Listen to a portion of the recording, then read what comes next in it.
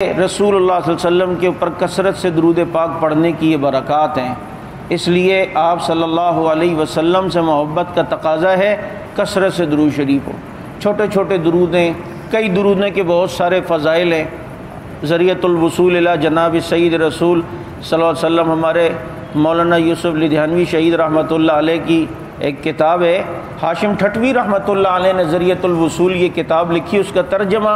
مولانا یوسف لدھیانوی شہید رحمۃ اللہ علیہ نے کیا ہے۔ اس میں درود پاک کے اس میں بڑے فضائل ہیں کہ جزا اللہ عنا محمد ما هو اہلہ، جو ایک بار پڑھے 70 فرشتے 1000 دن تک دعائیں کریں گے۔ اللہم صلی علی محمد صلاۃ تکون لک رضا ولحق ادان، فجر اور مغرب کے بعد آپ 33 بار یہ درود شریف پڑھیں۔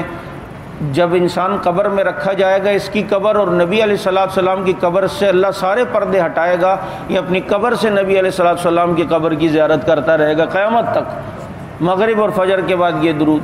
اللہم صلی علی محمد وعلی آل محمد صلاۃ دائمۃ بدوامک، صبح شام 50 بار جو یہ والا درود پڑھتا ہے، اللہ رب العزت اس کو خاتمہ ایمان پہ فرمائیں گے۔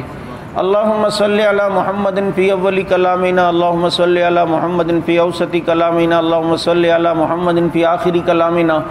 جو شخص فجر کے بعد 3 بار پڑھ لے یا مغرب کے بعد 3 بار پڑھ لے تو درمیان کے اوقات میں اللہ تعالیٰ درود پڑھنے کا ثواب دیتے رہیں گے۔ عشاء پڑھیں، عشاء کے بعد سورہ ملک پڑھیں، سورہ ملک پڑھ کے یہ درود پاک ہے تو تھوڑا لمبا، لیکن 4 بار جو آدمی پڑھے گا، اللہم رب الحل والحرام ورب البلد الحرام ورب الشہر الحرام بکل آیت انزلتها فی شہر رمضان بلغ روح محمد منی تحیۃ و سلامہ۔ 4 بار سورہ ملک کے بعد رات کو جو یہ درود شریف پڑھتا ہے، فرشتے اس شخص کا نام لے کر اللہ کے نبی پر درود بھیجتے ہیں اور کہتے ہیں کہ اس بندے نے آپ کے اوپر درود پڑھا ہے۔ اللہ کے نبی اس کے اور اس کے والد کا نام لے کر دعا کرتے ہیں، اس کے لیے دعائیں اللہ کے نبی صلی اللہ علیہ وسلم دیتے ہیں۔ اس لیے یہ چھوٹے چھوٹے درود شریف ہیں، ان کو آدمی پڑھے۔ ایک آدمی کو چھینک آ جائے، چھینک کے بعد الحمدللہ رب العالمین علی کل حال پڑھ لی، اس کے بعد ایک چھوٹا سا درود ہے، جزا اللہ صلی اللہ علیہ وسلم صلی اللہ علی محمد وعلی اہل بیتی، صلی اللہ علی محمد وعلی آل بیتی۔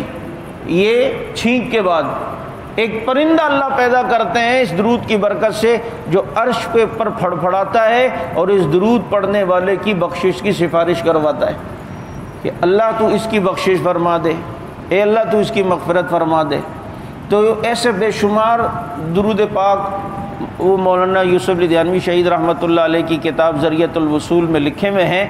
انشاءاللہ کبھی اس پر تفصیلی گفتگو کروں گا، لیکن ربیع الاول کی مناسبت سے یہ میں کہتا ہوں، ہمارے نبی آئے، ہمارے لیے کتنی ماریں کھائیں، کتنے مصائب جھیلے، اتنا تو ہم ان سے محبت کا جو ہے وہ